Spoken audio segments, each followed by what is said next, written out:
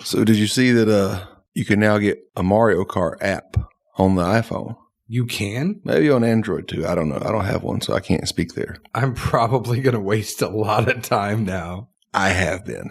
Does your phone even support games? Bitch. It's an SE. It has all the guts of the current ones. How many times have I got to tell you this? It doesn't have the same guts of the 11. It says it does. No, it doesn't. The processor is like 5-6 years behind. No. Yeah. It's not that far back. Oh, you're pretty far back. Gold is best. Gold is best. What's my phone? iPhone Gold. There you go. I have a iPhone Black. It's space gray. Sorry. But at any rate, no. So they have this Mario Kart app. And I got it like 2 months ago, half inebriated one night. It was like $4.99. I'm like, yeah, I'll go ahead and sign up for this. Finally played it the other day. Yeah, I got sucked in pretty good. It took you a month to play the game? Probably 2, actually.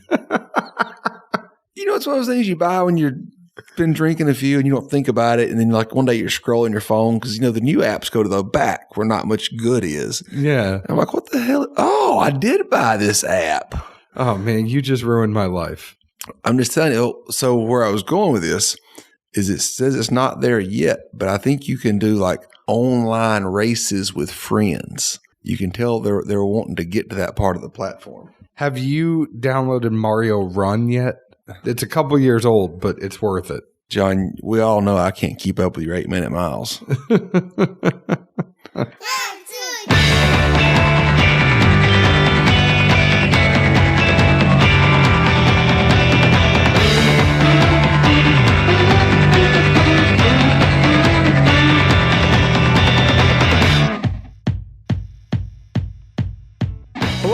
Everyone, my name is John Edwards, and with me is Zeke Baker, and together we make the Dad's Drinking Bourbon. Wherever you are, whatever time it is, thank you for making us a part of your day. How are you, Zeke Baker? Can't complain any. Can't complain. You've had a long sickness. You've been under the weather. It's been a couple weeks now. It's cold up in this place, man. It is. I like it cold. I can wear flannel shirts. You will regardless. It's better than those cowboy shirts you don't like I wear.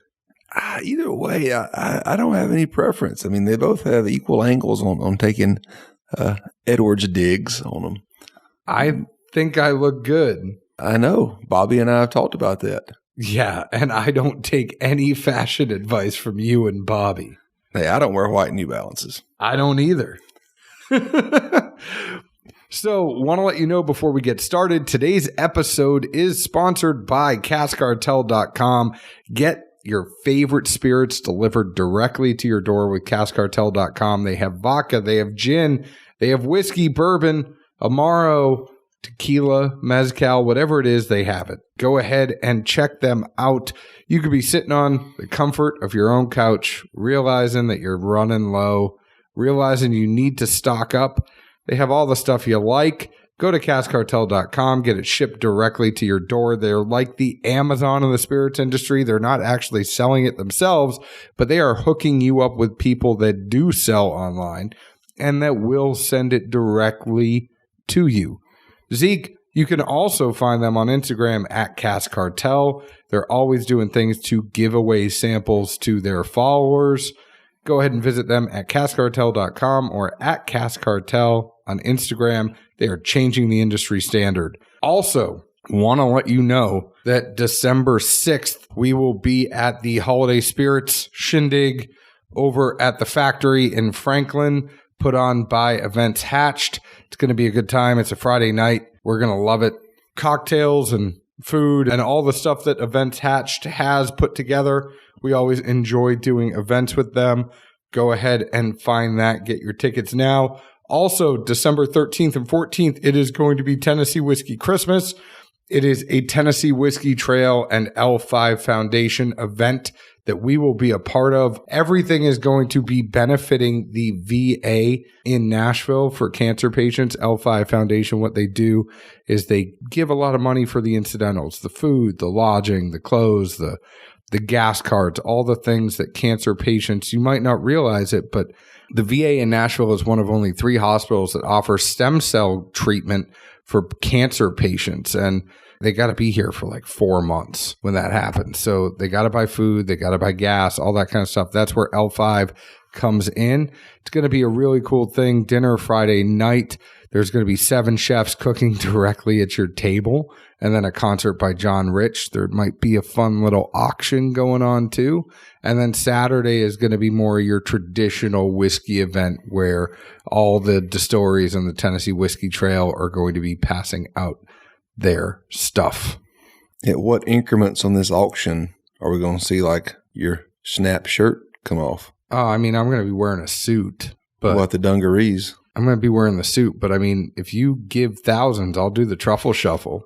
Although speaking of the dungarees, on the way down here, I did see that Duluth Trading has some kind of outpost or something in Franklin. Yeah, they got a new store. I figured you'd be on the up and up about this. I just want to know if you've already talked to them about, like sponsorship or, ads and whatnot. I mean, I think you could be the new face of Duluth Trading. I do love Filson, but go to www.TennesseeWhiskeyWeekend.com to get your tickets to those events. And I will be heading down to Duluth and trying to hook something up. I think you look good in their britches. Anyways, we are drinking Broken Barrel whiskey tonight. Otherwise, you might have seen them before as infused spirits, but what they do is they take lightly aged whiskey and infuse it with quote-unquote broken barrels. After 6 months, they place the spirits in a steel tank and add wood chips from other barrels to kind of enhance the aging process. We have I think stave's a better word than chip. No, they do staves and chips. They do staves first and then chips later. Oh. So it's like even smaller staves. Is that because the barrel's broken? So the chip kind of splinters off? I don't know. You think like they kick it and then however it falls? Well, I mean, I was reading the thing earlier and it says, that they're selected specifically and then hand broken. So I don't know if the barrel's not the same size and a full-size stave wouldn't fit. I don't know, but it's hard to break it by hand. That's what I would think. I mean, like Bo Jackson over the leg.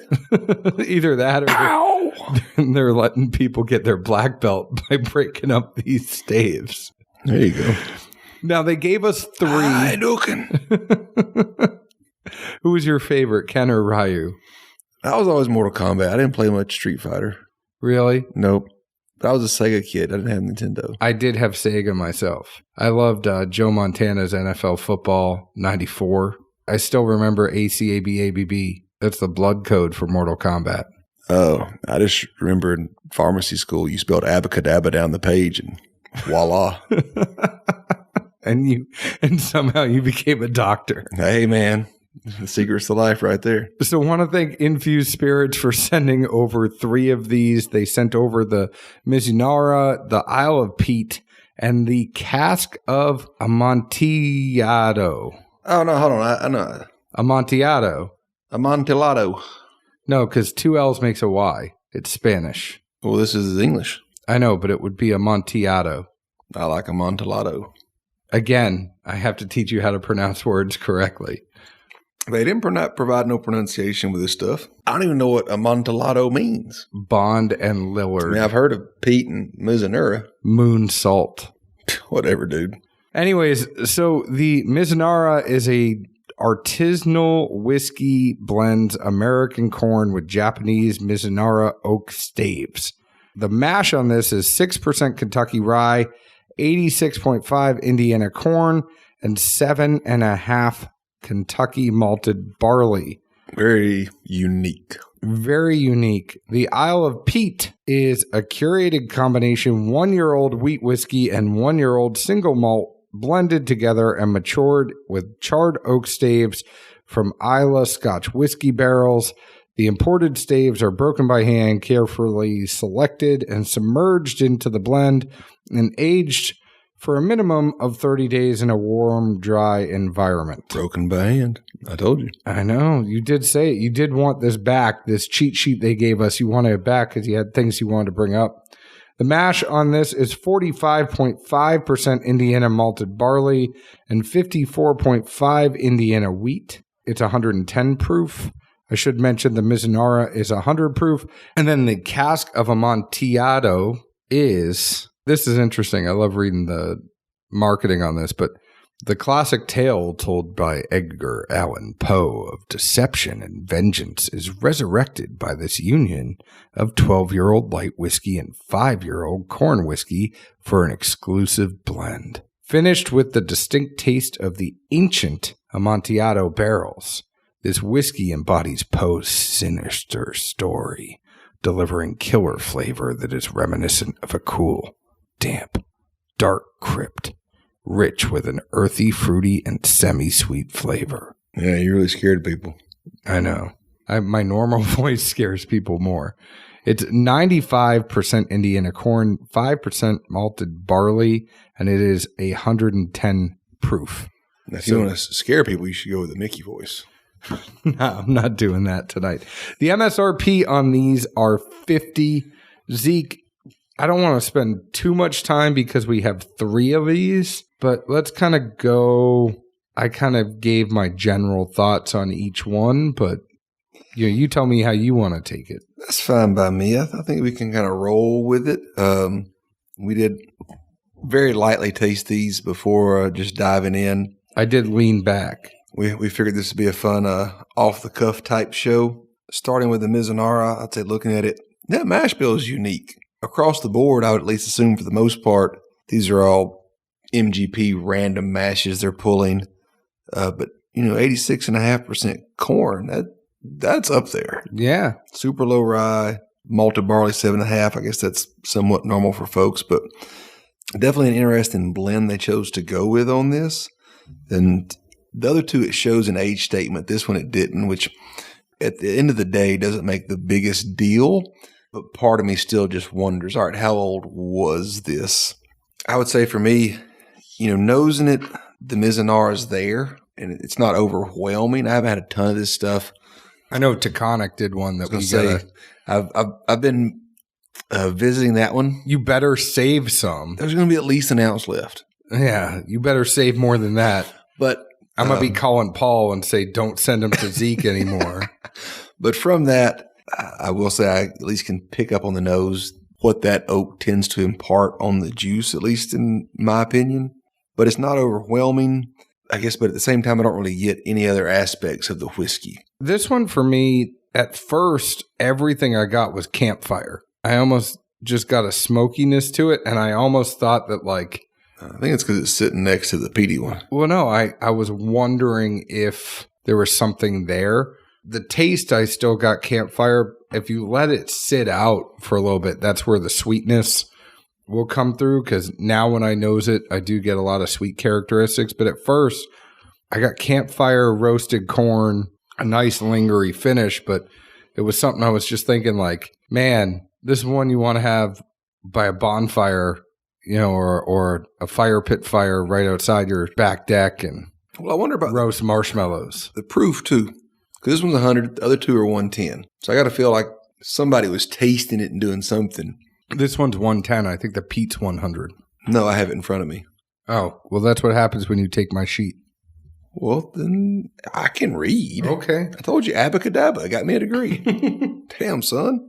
But to me, what was interesting is I feel like normally when you get lower in proof, oaky back end seems to shine more and more, and whatever sweet pops on the front dissipates first.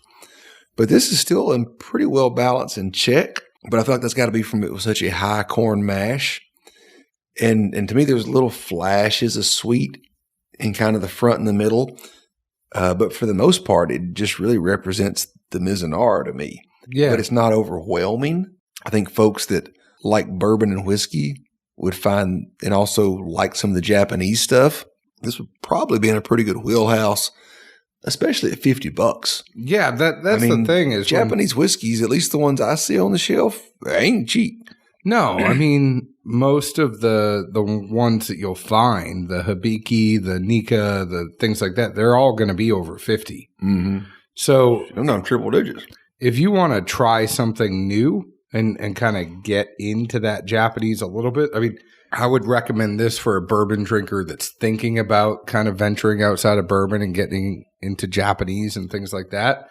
Or if you just like a change of pace, I mean, for $50, you can't go wrong. And this is one of those ones that I would say buy, because if you go to a bar the amount you're going to spend on it at the bar, you might as well just buy a damn bottle. Yeah. I mean, it came with official tasting notes. It says nose, walnut, pear, toffee, and cherries. Taste nutty, toasted bread, sesame and pepper, finish molasses, leather, lasting charred oak.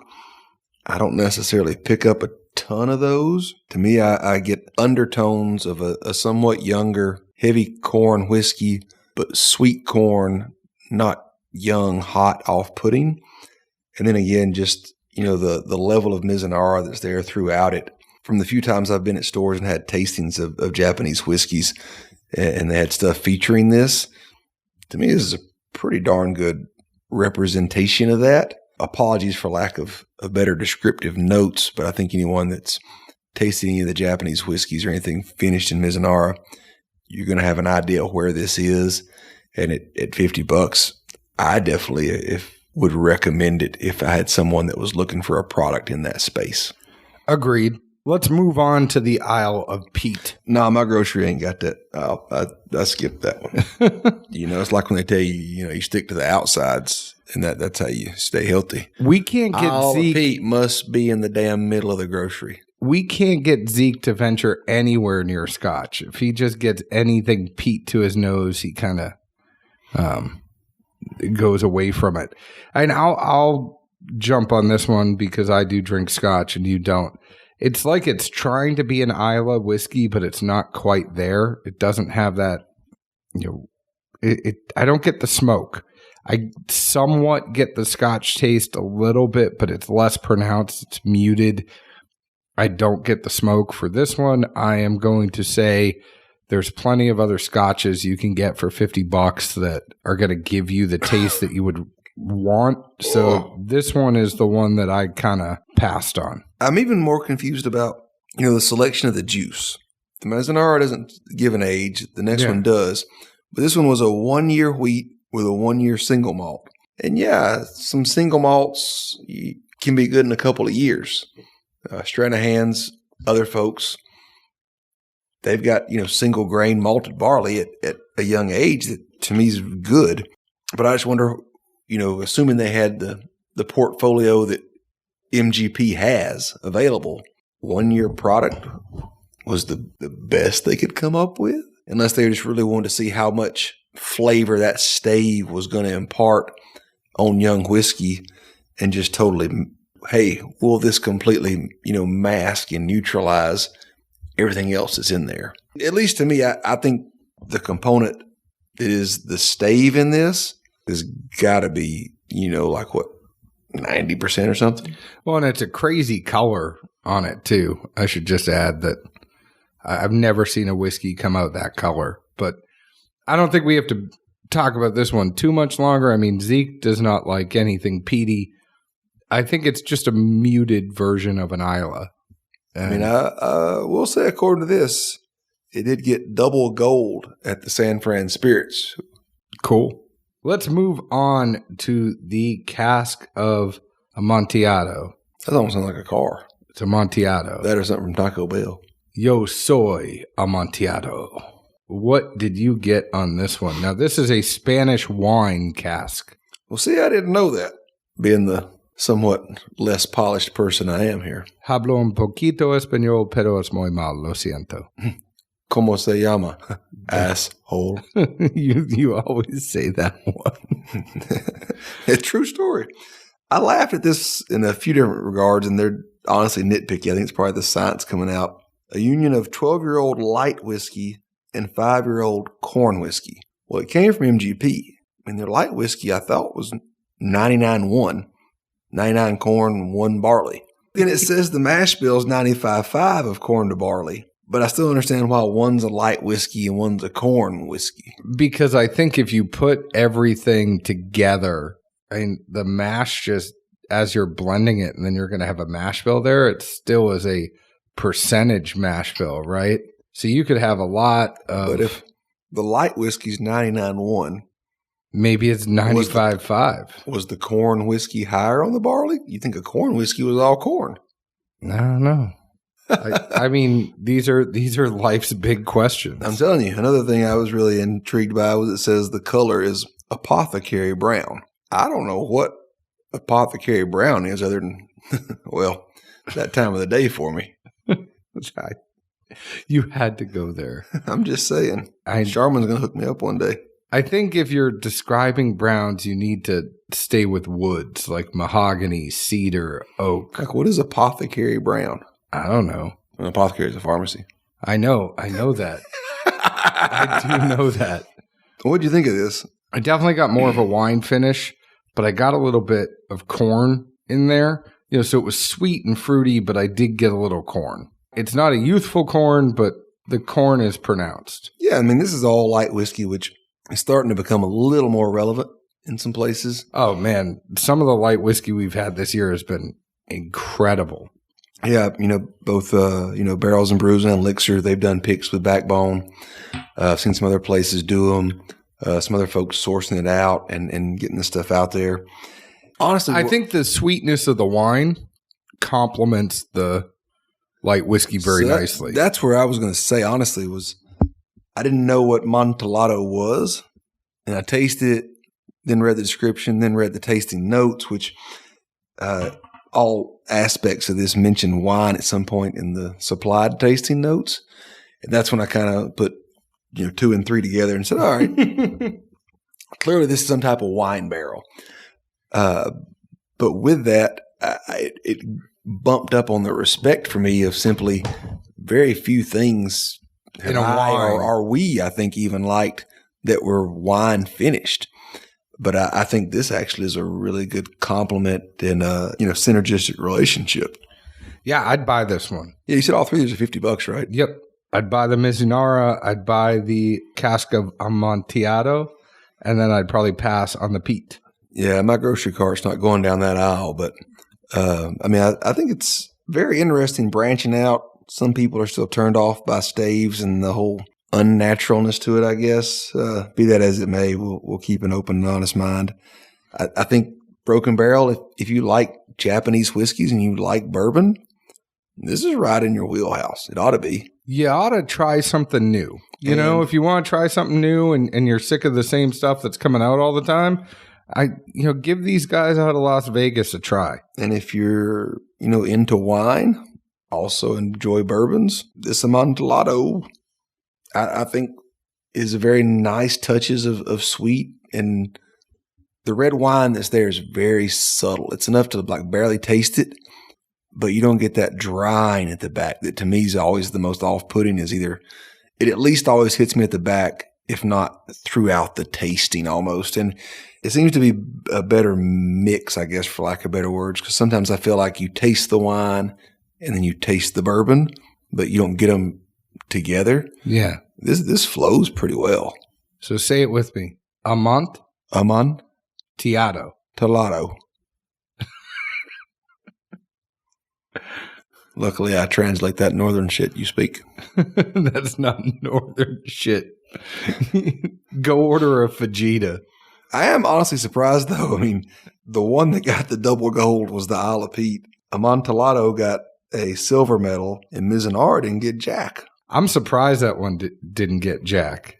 Yeah, I mean, the profile of that wood is very interesting. I think normally we always think of the French limousine stuff is imparting more better flavor or more known flavors. I think this Mizunara takes it. I mean, I like it. To me, I would almost be hesitant to use it, though, because it's so strong. I mean, it's one of those things where if it's in the room, everybody knows who farted. It's not surprising to me there are friends over at Taconic were at the forefront of things like this that you don't see a lot of Mizunara, and then all of a sudden Taconic came out with it. I'm seeing this infused spirits, the Broken Barrel whiskey. It's sitting on some Mizunara. Are they? Yeah, Drew told us that. Oh, yeah. He just, they cost so much. You got to let it age long enough to get your money out of the barrel. Oh, I know. I think he said they do 1 or 2 a month, though. That's pretty crazy. Seemed like that was the right number. I'd be interested to see what they come up with. And then we should have asked, I didn't even think about it, but what mash is he putting in there? Is he putting in OG or is he putting in? I don't think anybody asked that day. No. It's a question we are going to have to figure out. But anyways, I'm a buy on the Mizunara and the Amontillado, and I'm a pass on the Peat. What about you? Same. I'll say I'm a buy with an asterisk of if that's, the space you get into is kind of, your side piece. If you like bourbon and you also like to dabble in Japanese whiskey, or inversely the other way around. And then also with the Amontillado, if, you're a big wine guy and dabble in bourbon or vice versa, this is a good marriage between the two and a happy family, so to speak. Well, thank you guys over at Infused Spirits and Broken Barrel Whiskey for sending this over our way. It was fun to try it.